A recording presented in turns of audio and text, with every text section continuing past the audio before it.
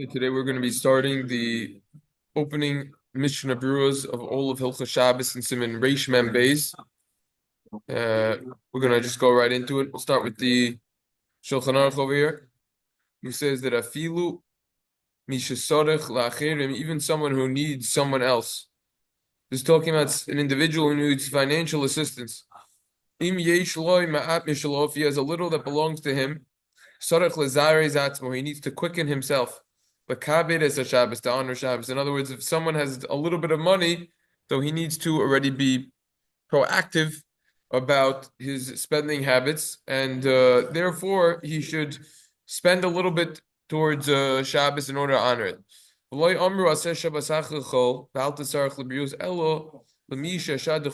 this statement of Rabbi Akiva, who said that you should make your Shabbos less lavish than usual, make it like a weekday, and don't come on to needing other people to ask for financial assistance. That's only talking about someone who is very financially pressed. That's what that's referring to over there. Continuing in the Shulchan Aruch on the next page. Yoser. Very financially pressed. Al kain sarach l'samsin b'shar yomim k'dei l'kabed haShabbos. Therefore, a person needs to budget the other days in order to honor Shabbos. Okay, then the Shulchan Aruch will proceed to discuss the mitakonas Ezra shiyu mekabsin begodim bechamisha b'Shabbos. It was an enactment from Ezra that the laundry should be done on Thursday, not Friday. We learned already in the Magen Avram, so that everyone could be involved with the preparations of Shabbos and not get distracted and spend time on unessential activities that do not pertain to Shabbos, aka the laundry. It's important to go into Shabbos having fresh laundry. However, the laundry should not be done on Fridays, that a person could be involved with more of what needs to be done on Shabbos. The Rama writes, "No hogin lolosh kedei shir chala abayis lasois mehem lochamim livsoya aleim b'Shabbos v'yamtiv." That the custom is to knead with the K dough the amount that one needs for challah. This is going to be approximately 5 pounds in order to make bread to cut with it on Shabbos and Yontif. V'hu mekavad Shabbos v'Yontif. This is part of honoring Shabbos and Yontif. Ve'in lashanos, and this should not be changed. Yesh shekasvu sam rayit shebemixas mekoimos nahagu le'echul mul yoso shekoridin pashtisa below Shabbos. That in some places there's a custom to eat this mul yoso, whatever it is, that's called pashtito on Shabbos night. Zeicher laman.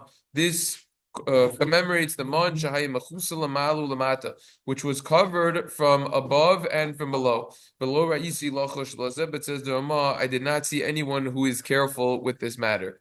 This is the Shulchan Aruch over here. First Shulchan Aruch in all of hilchos Shabbos. The Mishna Berura over here comes along and begins his commentary and says, "Hine ikar mitzvah oneg Shabbos nisparish lanu al yidei hanaviyim." Actually, even before we jump into this Mishna Berura, we should just learn actually one ber heitiv. We're gonna go. That's what we do, chronological order from the later sources to earlier. So the ber heitiv over here says a very interesting idea. He quotes this Gemara that we kept saying we're going to get back to. The Gemara in Beitza and Tez Zayin says, "Kol mizanoisav shel adam, kitsuvim loy mirosh Hashanah." All of a person's parnasa, all of the income that a person will make is already predetermined on Rosh Hashanah. What he will earn that entire year and make, this means from actual working, from his investments that he has, etc., etc., the losses that he's going to have, it's all predetermined. Chutz mit Tishrei. What's Tishrei? Tishrei is the Roshei Tevos. It stands for the tough in Tishrei, Talmud Torah. The more that a person expends for learning, perfect timing. This is actually a very cute way to remember what the Gemara says, that a person's income is predetermined. Excuse me, that a person's income is predetermined on Rosh Hashanah. And therefore, the Gemara is warning us that we can't spend too much because we're only going to get a certain amount of money. This applies to anyone. It doesn't matter if the guy's got 3 peanuts, if the guy makes 30,000 a year, 300,000 a year, 30 million a year. One of my chavrusas actually just told me he just brokered a deal for someone buying his eighth house in Florida, $42 million house. Okay, so obviously the guy's got more than three peanuts. But the idea is a person has to be careful not to spend too much money because it never ends. You could get the yacht, you could get the jet. So therefore, a person has to be careful. That's the Gemara saying, except for four exceptions. What are the four? Tishrei. What does Tishrei stand for? Talmud Torah. All these people, they're trying to weave their way out of tuition. I'm not talking about the people who can't afford it. I'm talking about the people who can afford it. They try to weave their way out of paying tuition to save a couple dimes over here. They're trying to nickel and dime all the yeshivas, all the Beis Yaakovs and everything. They've already got enough money. What do you mean? The more you spend for Torah, Talmud Torah, the more you're going to get back. Whatever is spent for Torah, the more you're going to get back. One of my older chavrusas, actually it happened already two times. Two of my chavrusas, but one of the recent ones, he donated a sefer Torah. Very nice. I told him, wait a second, you're spending whatever. He didn't tell me the exact amount. You're spending anywhere between 50 and 100,000 sefer Torah. I said, why don't you just support a whole kollel for a year instead? There's enough sefer Torah in the 5 towns. Let's be honest, you don't need it. What do your shul's already that he donated already has 8 of them. Support Torah that lasts forever. All right, fine. Look, it's a nice thing he's doing that, but. All right, anyways, the more a person spends for Torah, the more he'll get back. Next, Tishrei. That's the tough. The Shin is what we're learning about right now. Shabbos. The more a person spends for Shabbos, the more HaKadosh Baruch Hu will repay that individual. Third letter, Reish. Rosh Chodesh. This is something which everyone overlooks. And I texted this to all my chavus. I texted this to everyone. Rosh Chodesh, you gotta spend money. You gotta have a lavish Suda. We got Central Avenue, 50 restaurants over there. This is the time to use it. Rosh Hashanah, right? Use it. Make it nicer. You know how to cook. Unleash all of your recipes on Rosh Hashanah. Make a lavish Suda wash. All the expenses for Rosh Hashanah, one will get repaid. That's what the Ber Hativ says. So that's tough. Torah, Talmud Torah, the in Tishrei. The Shin, Shabbos, Rish, Rosh Chodesh. What's the Yud? Anyone? Yud? Yom Tov. This is the Yom Tov expenses. Anything that goes into the expenses for Yom Tov, a person will be repaid. I think we're going to learn about somewhere that the truth is any mitzvah that a person puts money into, he will get repaid back. These are just four examples that are highlighted by Gemara. Yeah. Say afterwards. Yeah, afterwards he said that the expenses for Rosh Chodesh is talking about that you bring the children to learn in front of their Rebbe. Okay, that's another explanation. The Gemara says Yeah. Rosh Chodesh. Yeah, Rosh Chodesh. It's referring to the expenses of Rosh Chodesh. All right, so this is the Ber Hativ. Just before we actually start the Mishna Berura, I just want to clarify a slight mistake that I made from yesterday based on an understanding of the Aruch HaShulchan, and then we will jump right into the Mishna Berura. The Aruch HaShulchan over here is discussing what's the difference between Kavod Shabbos and Oneg Shabbos. Yesterday, I kind of incorrectly said that Kavod Shabbos is everything that has to do with Erev Shabbos, as opposed to Oneg, which is on Shabbos. That's not necessarily what the Aruch HaShulchan is saying based on the Rambam. There's really all coming up from a Rambam. The Aruch HaShulchan over here in Mem is clearly saying Kavod Shabbos, you wear nice clothing. He explains we change our clothing. Maybe you'll have a special Shabbos hat, a special Shabbos towel, something like that. You change it up, and then over here he goes into what is oneg. But look, by Kavod Shabbos he doesn't mention food. He doesn't mention food preparations. I think that's the normal understanding. That covered is anything before that you're getting ready for Shabbos. I know, but he doesn't mention food, so that's why I wanted to correct it. It's not just anything before Shabbos, anything other than food, it seems like. Because the Rambam says, what's oneg? So you need to fix, have a very nice meal and drinks and everything. And then he says the more expenses that one does for Shabbos, the more praiseworthy that individual is. And he goes into you only get according to your financial ability. So it seems oneg is more food, pleasure. I thought he said later on something about anything that the body enjoys, which may not be just that was the Kaf HaChaim. The Kaf HaChaim went on the whole body. But so this could be a oneg is more food related. So it could be also Erev Shabbos, but it seems like it's specifically food related. I just wanted to share that brief insight. Okay. Let's go right into the Mishna Beruras over here. Here we go. First Mishna Berura of all of hilchos Shabbos, and like I always tell the Bar Mitzvah Bacher, Yehi Ratzon, that you should merit that just like you have so much happiness and simcha over here when you're putting on the tefillin today, you should have it also 70 years later.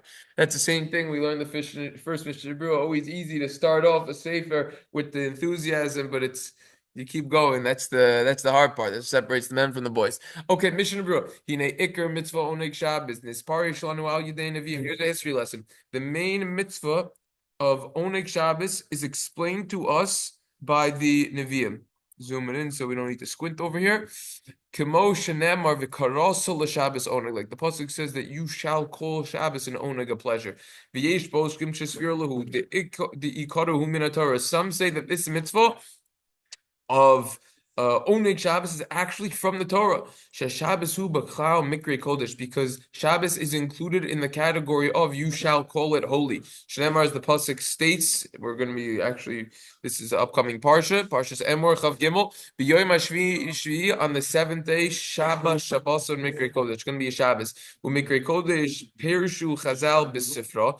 And mikri kodesh, they explain to us in the sifra. Dahainu, this means lakadsho ulakavdo b'ksus nikia, that this means sanctifying and honoring Shabbos with a clean clothing. Ula'ango ba'oneg achilu shtia, and there it is. And you see that the oneg is happening with eating and drinking. So notice the separation between kavod is more everything not pertaining to eating, cutting the nails, like we learned about, the showering, like we learned about, the clothing, like we learned about, maybe setting the table is going to be kavod Shabbos, which typically is before, but anything pertaining to the food perhaps could be under the umbrella and category of oneg, even if it's preparations. Perhaps. What to look into more on that. I don't really know of a big nafkamin al halacha if it's covered oneg Shabbos. We're just figuring out how to technically categorize something. That's all. The Hefligu Chazal, and then here are the statements of Chazal, which is review for us because we learned the Torah. And this is how you see also when learning the Torah and the Shulchan Aruch, how really the Mishna Berura, he's not adding so many insights necessarily. He's really collecting a lot of information that was already previously brought down. So anyways, that's an important point as well. A lot of times he does it, but most of the time not.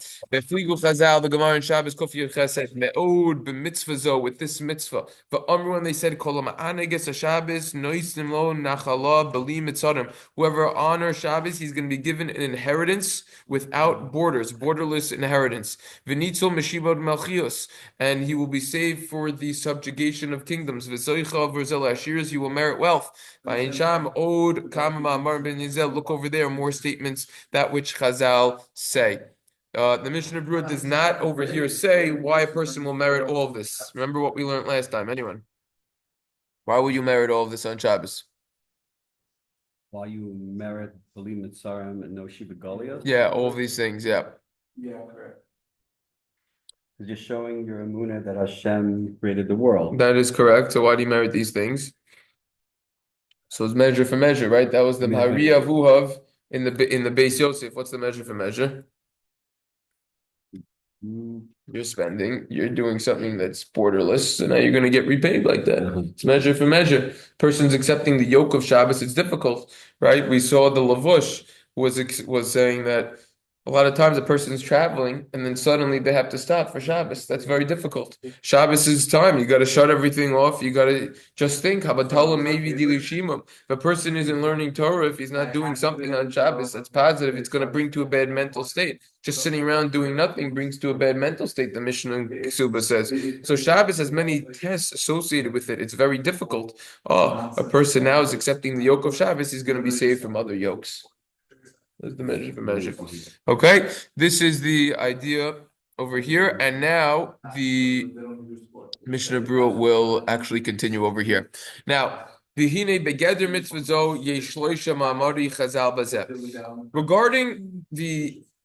literally the gather is the fence. How do we categorize this mitzvah of oneg Shabbos? There are three different statements of Chazal. And now we're going to have to reconcile all of them over here. It says over there in Kuf Yud Ches and Beis, the sarich la'ango b'dogim gedolim. You got to have big fish on Shabbos. V'roshei shumin, the head of garlic. V'tavshil shel tradin, a dish of beets. Shezeh haya machal chashuv bizmaneim. That was considered important food in their day and age. And similarly in all places.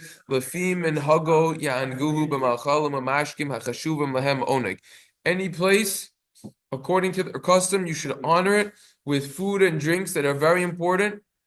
Hachashuvim lahem oneg, and that's considered oneg. I've heard from a few people that certain rabbis, maybe al derech Musar, they don't like the sushi business. They rip the sushi. They say, "Sushi, that's not a Yiddish food." Enjoy it. You know. Look, Filter fish. gefilte fish, that's a Yiddish food.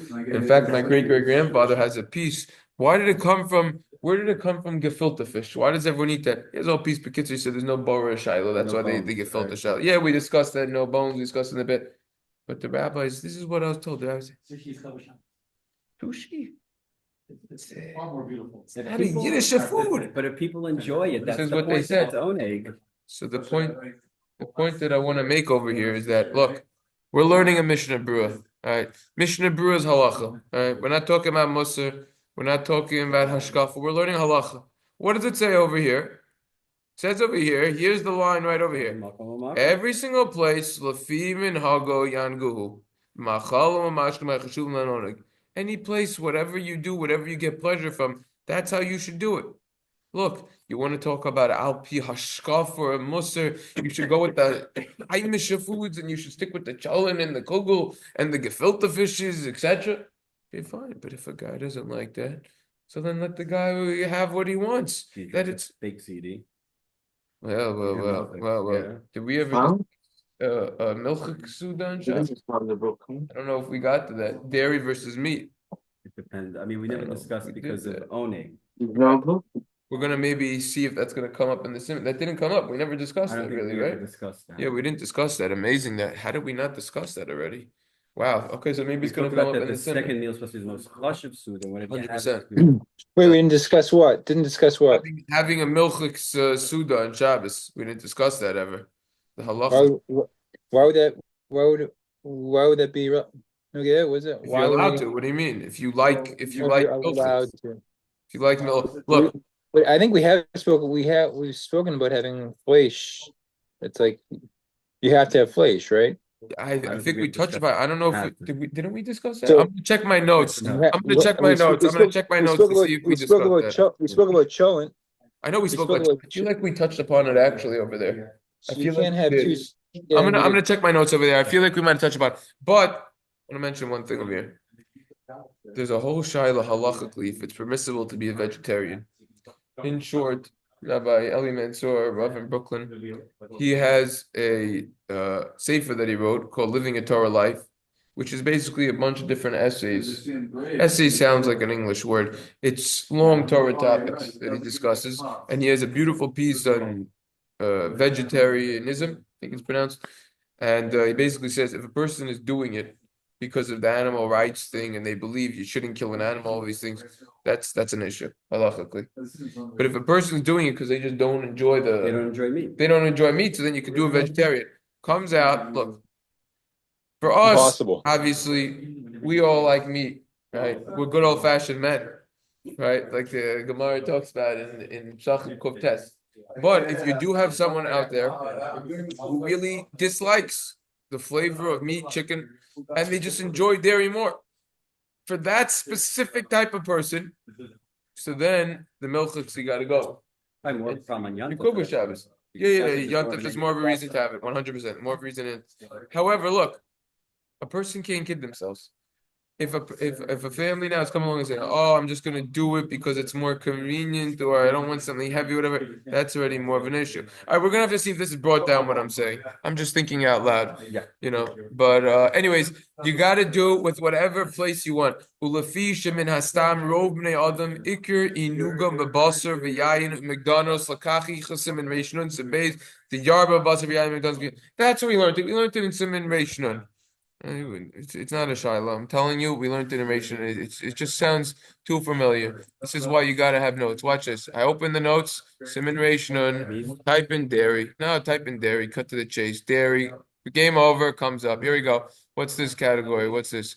Buying Shabbos food. Okay, what does it say? Chasam Sofer would only eat fish. Certain righteous people designate certain food items only to be eaten on Shabbos. Shabbos food can physically and spiritually heal us. One should not have a dairy meal on Shabbos. Game over. See, that's what we learned. That's why I have notes. What's footnote 36? Shalosh shudas could be dairy as long as one has fish. Look at Piskei Teshuvos footnote 73. Okay, one should not have a dairy meal on Shabbos. Finish. Game over. I told you. I didn't remember because it was just a quick line. What? This case said that if you have fish, then it's okay. What footnote was that? 63? Yeah. Look it up right now. Footnote 63. This was the long footnote, if I'm not mistaken, from what we did. This was a long footnote. No, it wasn't 63. It was 73, right? Yeah, right here, 73. Look at what he says over here. He says, right over here. He says, you shouldn't exchange the meal that you have on Shabbos and Yontif by having a dairy meal. You shouldn't have milchus. You shouldn't have a Shabbos night, Shabbos day. However, footnote 33, Shalashudis, there's no concern about it. Oh, and he says, like they write about in Simon Reish Mem Beis Osvav. So we're going to be learning about it more because this is so shallow. He's not explaining anything. Right. We got to see other Svarim talk about it. We got to see where he's coming from. So it's going to come up. We're going to learn more about the dairy There we suits. go. So until we learn about it, no dairy suits. It seems like it's a problem. But we're going to learn about it more. We even learned about it on Shavuos. We spoke about it on Shavuos too. Yes, that is correct. Yeah. Many years ago when we learned how Shavuos. That's correct. Shavuos. I think it was less than many. I think it's recent. Yeah, that's what they do to fulfill the custom of having something with cheese, something milk, but also while having that suda, how to do it, how to go about it. But look at what this says over here. Most people, min hastam means like most people, their main way to get pleasure in Shabbos is through having what? Basar v'yayin, meat and yayin. So if you don't like yayin, then you don't have to have yayin. And if you're not a real wine drinker like me, so then you go to the store and you get the sweet wine. Sweet wine, most people like.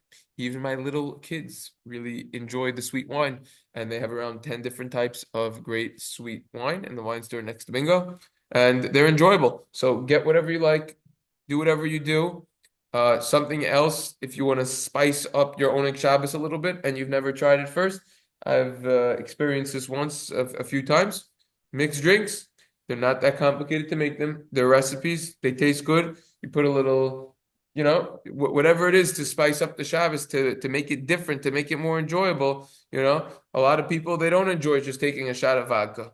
Right? So, but some people do. They like the gishmak of it going down. So you've got to know, your situation. If you're more wimpy, so then you go with the mixed drinks. You put a little juice in there, whatever So you got to know yourself. Whatever you enjoy, that's what you do. Okay, it's like it says in Reish Nun, and that's what you should do. You should have meat and yayin according to your financial ability. We learned about that more in Simon Reish Nun. Okay, that is category number 1. Category number 2, Hada Amru Sham, Hada Amru Ta'afilu Davar Muat. Even if you do something small, you fulfill the mitzvah of oneg Shabbos. Vafilu karsa da harsana, which the Mishna Berura translates, that's dogim ketanim mitugonim bishamnon. So anything that you do, even something small for Shabbos, you fulfill the mitzvah of oneg Shabbos. Even kasa da harsana, which is a small fish, which is mitugonim, that's going to be fried in their oil. So small fried fish in oil. Okay, so that is the lower level. And then the bottom level, even less than that, is if you need to make your Shabbos a weekday like, you have the same food that you have on the week because you can't afford more, better to do that than have more of a lavish Shabbos, start needing to knock on people's doors asking for money. The difference between all of these 3 statements are as follows. The Hainu, meaning like this. Someone who it's financially possible, then he should honor Shabbos according to his financial abilities. Someone who's very financially pressed, he is only able to afford 2 meals on Shabbos. On that, Rabbi Akiva says, make your Shabbos week-like and don't come on to people. Key line, that specific individual is not obligated in Shalashudas or the small fish. that's fried in oil. Umi sheish mazon, but middle category, umi sheish mamon, someone who has money, could they lick noise mizem mazon shloshus in order to afford all three sudas on Shabbos, all three meals. V'yoyis mizek and he has a little bit more. Mechuyev l'hoitzios on Shabbos kadesh yikayim shaloi sudas l'kasas harsus. So then he will be obligated to spend more on Shabbos in order to fulfill the mitzvah of the three sudas and the small fish. Yeah, Doesn't sound like they both had a minute of doing shal shudas back then. that's correct. That is correct. They did not. They did not. Okay, v'hu adin mi she'ein lo klum. The same halacha applies to someone who has nothing. V'hu mutal hakol astaka. He collects from the charity. Hari agabayim uchyavim litalosh so sudas. The gabayim are obligated to provide him with all three meals on Shabbos. The karsar sal kapanim and at least minimally the small fish. Ubadim nikba kol fi kavod. An honorable person. It all depends on a person's honor, as is discussed in your day halachos tachos in Rish Nun Gimel. See over there for more details. The law meaning is that we don't say asher shebedach l'chov al shar. The law meaning hachi ela b'misha. We only say this statement of Rabbi Akiva who said, make your Shabbos week-like and don't spend too much. We only say that by someone who doesn't need to take stuff yet. He doesn't need to collect charity yet. That's when we say, okay, notch it down. However, someone who's already collecting, that's a different story. Someone who already started collecting to this, so then you could already give him. Side point, someone once told me, he said it's very difficult to get off of welfare, the way that the system is set up, which is interesting. Food stamps and all of these things. So we see that there's a difference whether you're already in it or not. In places where the custom is the gabayim, they just have two meals and not three that they give. That's not good. Especially in the summer where the Shabbos is very long, they have to be prepared. Providing three meals. And that's why the Shulchan Aruch over here is coming to say, if you have a little bit that's yours, you need to push yourself to honor and give pleasure to Shabbos properly. Now, since it's possible for you and you're able to do this. It's not enough. This small fish is not going to be enough. It's going to be inadequate. And that's why the Shulchan Aruch concludes the Samsein B'Shar Yamim Me'otzasav Kedei Sheyeh Nishar Lo L'Kavod Shabbos. A person should budget his other days with his expenses in order that he will have food for Shabbos. Even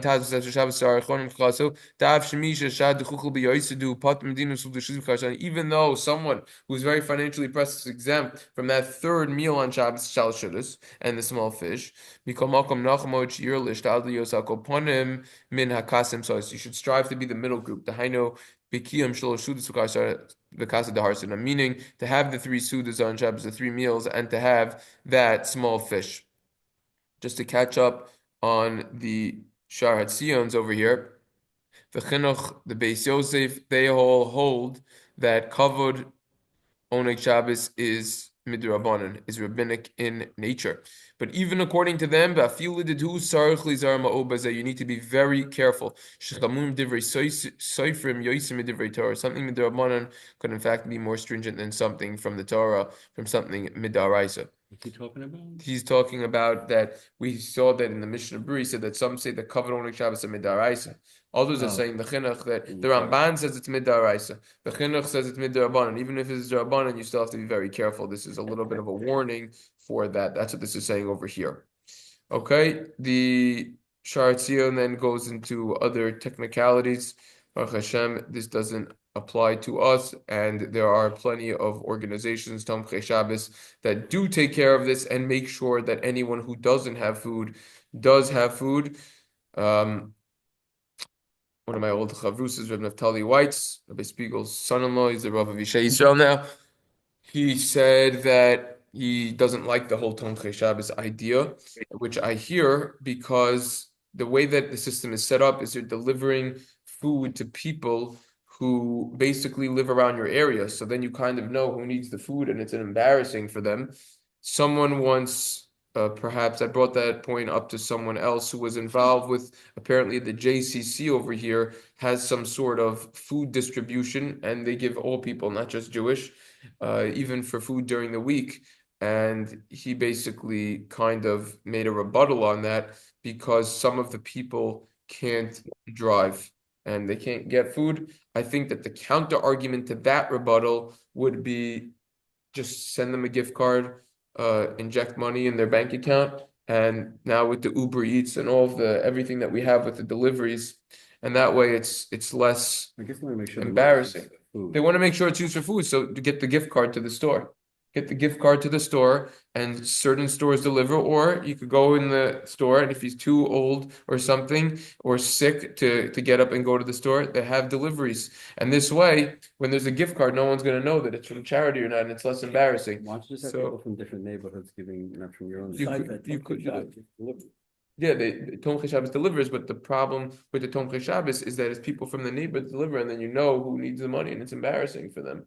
Who needs it, kind of. They So- don't announce that it's time for Shabbos. They don't announce, but they You know. Realize if they're putting challahs in there and wine and juice and chicken and you can When tell I that did- that's where it's coming from, but they don't put a sign on it, this is time for Shabbos. The few times that I delivered the Tomchei Shabbos, so it was around where my mom's house was, and I said, "Wow, I'm surprised." I'm like, they need food, like they're poor, like Some whatever. people take advantage.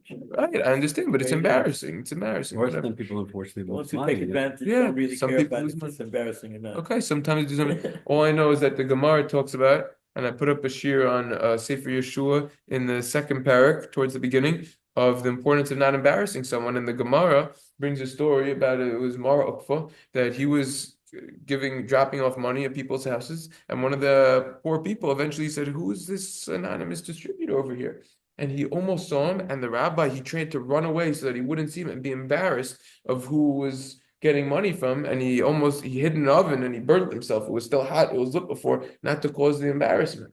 So it's a real thing, this embarrassing thing. So look, it's something to look into. Baruch Hashem, they're doing it, but this is what to look into. Okay.